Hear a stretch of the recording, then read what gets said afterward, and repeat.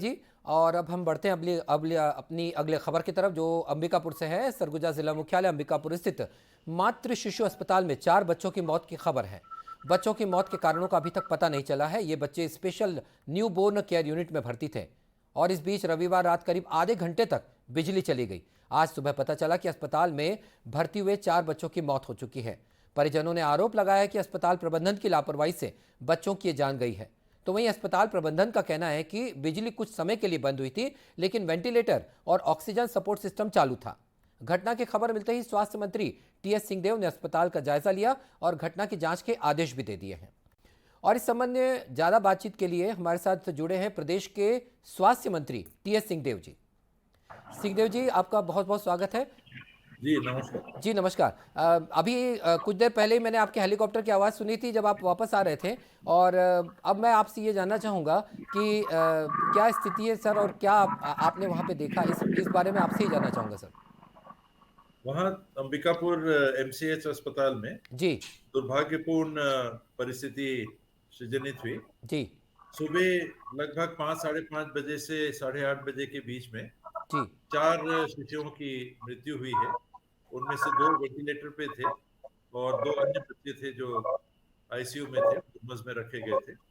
वहाँ एक जैसा आपने भी बताया, मैं अभी सुन रहा था कि बिजली गोल होने की बात हुई है और लगभग रात 1 बजे बिजली प्रभावित हुई थी और उसके पहले 11 बजे जो अस्पताल का पैनल था, विद्युत डिस्ट्रीब्यूशन का, बिजली डिस्ट्रीब्यूशन का जो पैनल रहता है, जी उसमें शॉर्ट हुआ था, उसकी मरम्मत हुई थी और 1 बजे फिर उसमें मरम्मत हुई। जी जहां तक बिजली का सवाल है, इसका प्रभाव शिशुओं की मृत्यु पे नहीं होने की बात सामने आती है, जी क्योंकि जितने वेंटिलेटर बेड्स हैं इनमें बैकअप रहता है। जो वेंटिलेटर बेड्स के बारे में जानकारी रखते हैं, जी वो ये जानकार उसकी जानकार होंगे वो, कि इसमें कम से कम 4 घंटे का ऑटोमेटिक बैकअप रहता है। जी बिजली जिस क्षण जाती है उसी क्षण बैकअप चालू हो जाता है, इन्वर्टर लगे रहते हैं, वो चालू हो जाते हैं। जी और बिजली के प्रभाव में कोई अंतर नहीं था, ऑक्सीजन के प्रवाह में कोई अंतर नहीं था। जी जहां तक वेंटिलेटर बेड्स का सवाल। सर, आपने त्वरित कार्रवाई करते हुए आप तुरंत अंबिकापुर पहुंचे और आपने स्थिति का जायजा भी लिया।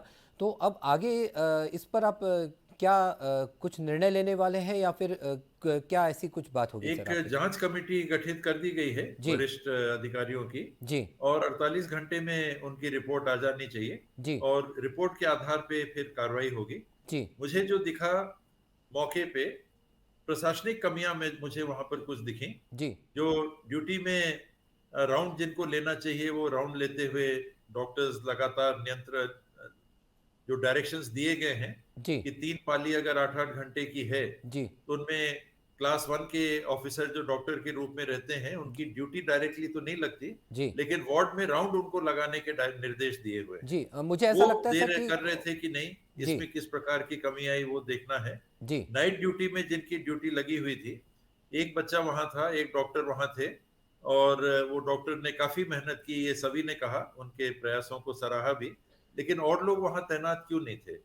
क्लास 2 के जिनको जेआर हम कहते हैं, जी जूनियर जी जी रेजिडेंट कहते हैं, जी तो और जेआर क्यों नहीं थे? और ड्यूटी कॉल पे जो डॉक्टर्स थे जी उनको अगर बुलाया गया तो ये मौके पे पहुंचे या नहीं पहुंचे, ये सब जांच के बिंदु हैं। जी वो उनकी उपस्थिति में मृत्यु होती या नहीं होती ये एक अलग बात है, जी हाँ जी हाँ, लेकिन अगर आपकी ड्यूटी थी तो कम से कम आपको वहां रहना चाहिए रहना, था। उपस्थित रहना चाहिए था।